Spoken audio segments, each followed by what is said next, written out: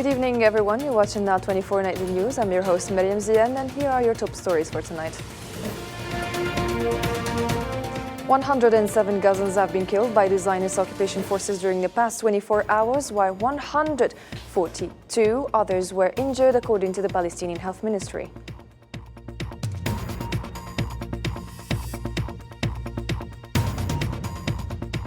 The announcement of the Zionist occupation's plans for a ground offensive in Rafah has raised concerns on a global scale over the fate of hundreds of thousands of displaced Gazans in Rafah.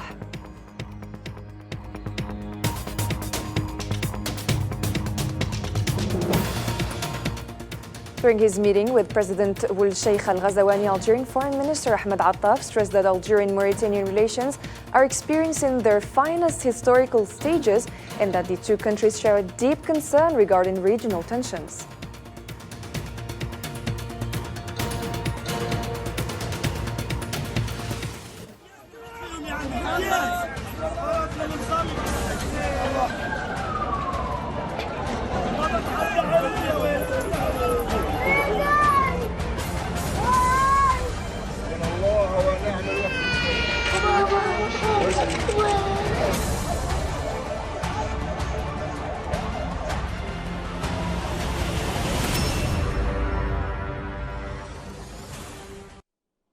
Hello and welcome to the program again. Palestinian Ministry of Health in the Gaza Strip said the occupation forces committed 13 massacres against families in the enclave, killing 107 and injuring 142 during the past 24 hours. The ministry added in a statement on Friday that a number of victims are still under the rubble and on roads, and the occupation army is preventing ambulance and civil defense crews from reaching them. It's worth noting that at least 27,947 people have been killed, and 67,459 have been wounded since the beginning of the all-out war against Gaza on October 7.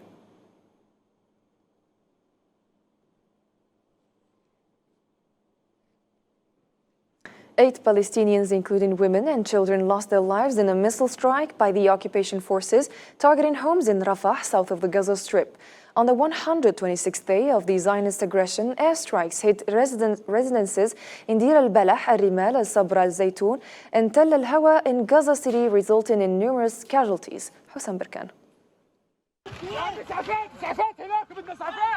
The occupying army intensifies its attacks on Rafah, hiding concerns of possible ground invasion. Intense bombardment exacerbates the plight of over 1 million displaced people cramped in the city, considered the last refuge in the southern Gaza. We were sleeping and we suddenly woke up to the sound of bombing. Rocks were above our heads and a fire had started. At the end, I was calling for my mother, father, and my siblings, and they didn't answer me. When I woke up, I could not find anyone in the house except my sister. We kept looking for anyone else in the house, but we did not find anyone other than my little sister. I tried waking her up. She was at the edge of the wall. We kept trying to wake her up, but she wouldn't wake up. Now she is at Al-Najjar hospital. My father and my mother were martyred, and also my little brother. He was 3 years old. My only brother. He was only 3 years old. More than 1.3 million displaced Palestinians in Rafah face dire living conditions, mirroring those in central and northern Gaza. A kindergarten sheltering displaced individuals in Al-Zawayda was targeted, resulting in at least 4 deaths. Is there safety here? Do you see it as such? People are sleeping in their homes. They were not anticipating anything or taking precautions. They had surrounded themselves to Allah, and at 1 o'clock or so, this strike comes at them, and the people did not have the power to do anything. Is this safety? Continuous bombing in Deir al-Balah and raids in Gaza City neighborhoods, coupled with threats of hunger, intensify the challenges faced by a sector under the fire of war for over 4 months.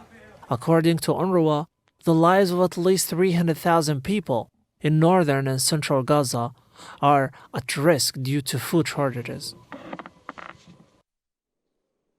Palestinian Red Crescent reports that Zionist occupation forces continue to besiege Al-Amal Hospital in Khan Yunis.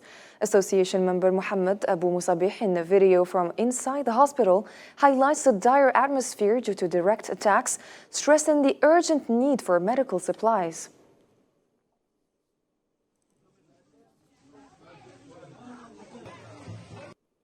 International concern has grown after the occupation announced plans for ground offensive in Rafah. The city hosts 1.5 million Palestinians who are surviving in Rafah in dire humanitarian conditions. Nabil Khazini has the report. This is the most crowded place in Gaza now. Rafah, home to some 1.5 million Palestinians packed in sprawling tent camps. They have nowhere to go, and they don't want to go anywhere. Panic is rising here after the occupation said it intends to attack the southern Gaza city. Here is Netanyahu and his government, the government of war, threatening to invade Rafah. Where shall we go? But if they try to pressure us to migrate to Egypt, we will not go to Egypt. We will return to Gaza and die in Gaza or anywhere on Gaza's land. And we will not migrate to Egypt or any other place. Palestinian Authority called the occupation plan a real threat and a dangerous prelude to the implementation of the rejected policy that aims to displace the Palestinian people from their land. Concern was also expressed from the outside. International anxiety has increased over the fate of hundreds of thousands of displaced Palestinians who have taken refuge in Rafah. The United States, the occupation's closest ally, says it opposes the attack, warning that staging a military offensive into Gaza's southern city would be a disaster. We are extremely worried about the fate of civilians in Rafah. I think the Secretary General was pretty clear when he was asked about what would happen if should we open up the gates at Rafah, which, I mean, we, not the UN, because they're not our gates to open. I think what is clear is that people need to be protected. People in Gaza are already living a nightmare, and now their lives and the only shelter and refuge are in danger. The United Nations Relief and Works Agency for Palestine Refugees has issued a warning stated that more than 300,000 individuals in the northern and central Gaza Strip are at risk due to severe food shortages. Philippe Lazzarini, the agency's Commissioner General, emphasized that deep pockets of famine and hunger have been identified in northern Gaza Strip, with at least 300,000 people are relying on UNRWA aid for survival.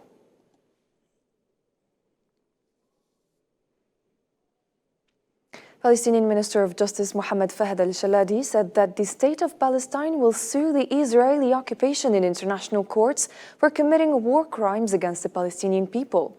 In a televised interview, al-Shaladi called for the need to put pressure on the Israeli occupation to submit a report on the procedures related to the provisional measures approved by earlier the International Court of Justice. Let's take a listen. In response to U.S. President's remarks about opening the Rafah crossing, the Egyptian government issued a statement on Friday indicating that Cairo had opened the Rafah crossing without any limitations or conditions since the start of the war on Gaza. It also stated that Cairo had organized a significant amount of humanitarian aid and exerted significant pressure on all relevant parties to ensure that this aid entered the Gaza Strip.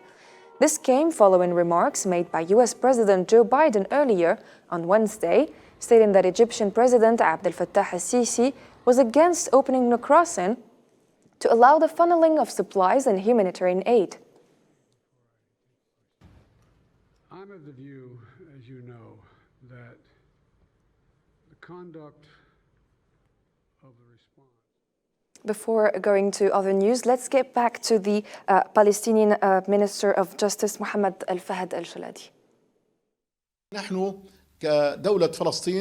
As the state of Palestine, we have the right to sue and bring the perpetrators of these crimes before justice, given that crimes are imprescriptible, and this is a resolution of the General Assembly since 1968.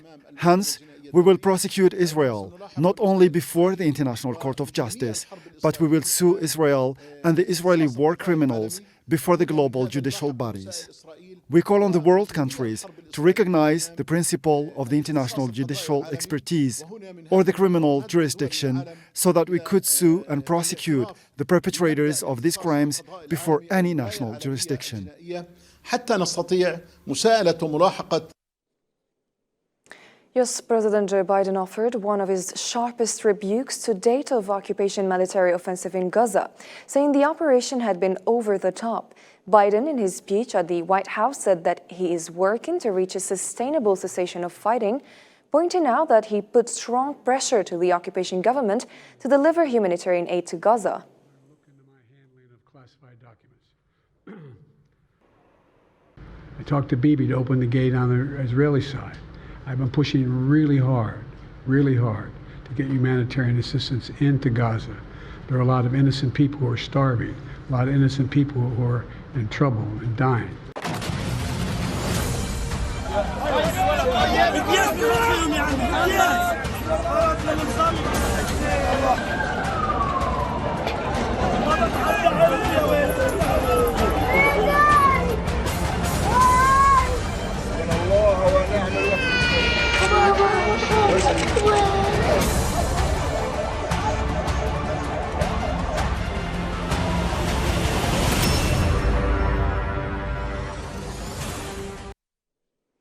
US and British aircraft launched 2 raids targeting Al Jabana area north of the city of Al Hudaydah and the Taif area in Al Durayhimi district, south of the coastal governorate on the Red Sea, west of Yemen. Yemeni media sources reported that during the past 24 hours, US-British aircraft targeted Hudaydah governorate with 9 raids that hit several locations in the governorate.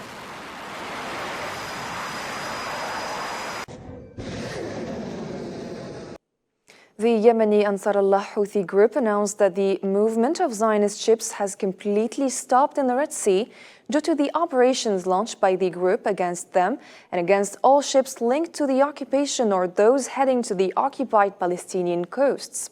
The leader of the Houthi group, Abdul Malik al-Houthi, said in a televised speech that this is considered a real accomplishment achieved by the group, adding that the US and British raids will not be able to protect Israeli ships or restore ship traffic linked to the Israeli occupation. واستمرت العمليات هذا الأسبوع إلى البحر. The operations this week extended to the sea and the Bab al-Mandab Strait, and the movement of ships related to Israel is almost inexistent. With regard to the ships owned by the Israeli enemy, they have completely stopped from Bab al-Mandab through to the Red Sea. This is a real achievement and a real victory. They cannot protect Israeli ships and cannot restore ship traffic related and bound to the Israeli enemy. It is a failed target, and that was proven in practice. هدف ساقط وثبت عمليا ذلك. Into different matters now, Algerian Foreign Minister Ahmed Attaf was received on Friday morning in Nouakchott by Mauritanian President Mohamed Ould Cheikh Al Ghazouani in his capacity as an envoy of the Algerian president, where he gave him a written letter from his counterpart, President Tebboune, according to a statement by the Algerian Foreign Ministry. The same source explained that Minister Attaf indicated that his visit to Mauritania falls within the framework of the common ambition of the leaders of the two countries to strengthen Algerian-Mauritanian relations and raise them to the highest levels. Minister Attaf also stressed that bilateral relations are currently experiencing their most dynamic historical stages. جئتكم اليوم كمبعوث خاص حاملا رسالة من سيادة الرئيس عبد المجيد. I came today as a special envoy carrying a letter from the President Mr. Abdelmajid Tebboune to his brother, His Excellency Mohamed Ould Cheikh Al Ghazouani, the leaders of the brotherly countries who share a common ambition to promote Algerian-Mauritanian relations and to elevate them to the highest ranks. And they share permanent keenness to participate in everything that supports the maintenance of security and stability in our region and in our neighborhood. With all trust and optimism, I can assert that these relations are witnessing today their finest historical phases in development and dynamics, particularly in the context of complementary and integrationist project, which the President Abdelmajid Tebboune and his brother Mohammed Ould Sheikh Al Ghazawani agreed to launch. The Algerian Foreign Minister added that Algeria and Mauritania share a deep concern regarding the tensions surrounding them in a turbulent regional environment, stressing that they will work to intensify their joint efforts in order to positively influence the course of events for the good of the countries and peoples of the region. Let's take a listen. As much as we are proud of this qualitative leap witnessed in the relations of partnership and cooperation between our brotherly countries, we are sharing deep concern over tensions surrounding us in our troubled region and also over the dangerous developments that the Palestinian cause is witnessing. In this framework, and based on what unites our brotherly countries of principled positions and homogeneous orientations, and considering that they are homes of stability and security in the region, it has become a headline of instability and insecurity. Algeria and Mauritania will work on intensifying joint efforts to positively influence the course of events, including the countries and peoples of their regional neighbors. The first round of political consultations between Algeria and Russia took place on Friday in Moscow. The Secretary General of the Algerian Ministry of Foreign Affairs, Lounes Magraman, co-chaired the meeting alongside his counterparts, Mikhail Bogdanov, the Russian President's Special Envoy to the Middle East and African countries, and the Russian Deputy Foreign Minister. The purpose of this meeting, according to a statement from the Algerian Ministry of Foreign Affairs, is to activate the terms of the Comprehensive Strategic Partnership Declaration that was signed in Moscow during the official visit of Algeria's President Mr. Abdelmajid Tebboune to Russia last June.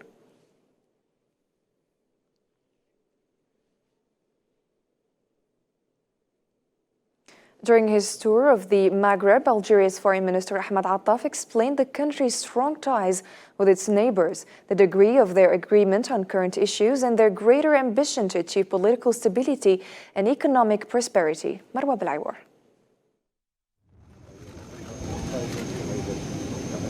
Algeria's top diplomat Ahmed Attaf began a tour to Maghreb countries, as Algeria aspires in line with its principles to strengthen ties of solidarity and cooperation, as well as to bolster border security coordination between these countries and the surrounding region. The Algerian foreign minister's first leg was Tunisia, where he paid a visit that coincided with the 66th anniversary of Saqiet Sidi Youssef events. The visit was meant to demonstrate the two countries' close ties and shared understanding of the Sahel and the situation besetting the area today. In Libya, Algeria, as a non-permanent member of the UN Security Council, has reaffirmed its full support for any agreements that would lead to holding parliamentary and presidential elections in Libya, as well as a Libyan solution free from international interference. As evidenced by the complementary and integrative projects between them, the positive nature of Algerian-Mauritanian relations are witnessing their most flourishing historical stages of development and dynamism. The similarity between Nouakchot's and Algeria's positions may be an indication of accomplishments as well as a shared goal to push relations to the highest levels and step up efforts to positively impact the peoples in the region. Algerian diplomacy, which has always been a strong asset, is based on sound principles consisting of advocating for just causes. Despite shifting views, the Algerian diplomacy is committed to date to defending the people's right to self-determination. This is what was implied by its stance upon receiving the Minister of Foreign Affairs of the Sahrawi Arab Republic, a fresh commitment to international efforts to resolve the conflict in a manner that guarantees the Sahrawi people's inalienable right to self-determination. Mauritanian President Mohammed Ould Sheikh Al Ghazawani said in Nouakchott during a meeting with European officials, Spanish Prime Minister Pedro Sanchez and European Commission President Ursula von der Leyen, after signing a series of agreements, that his country was increasingly struggling to cope with the growing number of migrants and refugees entering its borders, as security in the region, in the Sahel region, is deteriorating.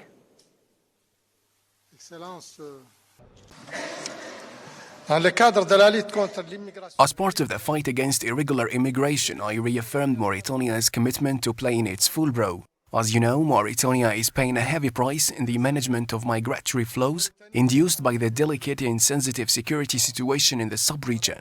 For the fight against irregular immigration, we are resolutely committed in partnership with the Kingdom of Spain and the European Union. Often considered a country of transit, Mauritania is becoming a country of destination. The Algerian-German energy partnership enters a new phase, with Sonatrach and VNG signing a contract for medium-term gas supply via pipelines. Both parties express confidence that this step will strengthen joint cooperation. Ongoing efforts between Algeria and Berlin focus on developing projects in the hydrogen sector.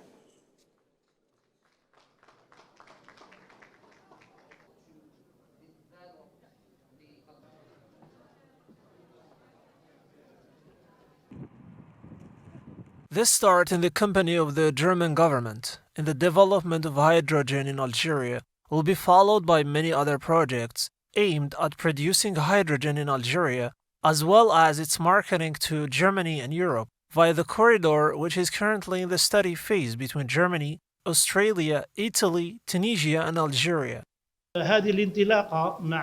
This visit is a working visit dedicated to cooperation in the economic and energy field, especially since Germany and Algeria, as well as countries close to them such as Italy and Austria, can achieve very large projects with a view to creating a new energy world. The federal government would like to thank the Algerian government for increasing its supplies when those from Russia were no longer available. Moving on now to Sudan, where UNICEF aid on Friday said that 700,000 children in the northeastern African country are likely to suffer from the worst form of malnutrition this year, including tens of thousands who could die. Spokesperson for UNICEF defined the most dangerous form of malnutrition as severe acute malnutrition, which makes a child 10 times more likely to die from diseases such as cholera and malaria. He said 3.5 million children were projected to suffer acute malnutrition. The consequences of the past 300 days mean that more than 700,000 children are likely to suffer the most dangerous form of malnutrition this year. UNICEF won't be able to treat more than 300,000 of those without improved access and without additional support. In that case, tens of thousands would likely die. Russian President Vladimir Putin said in an interview that was aired on Thursday that Russia will fight for its interest, but has no intention to expand its war in Ukraine to other countries, such as Poland and Latvia. Putin made the comment in a more than 2-hour interview with Tucker Carlson, his first interview with an American journalist since Russia's military operation in Ukraine nearly 2 years ago.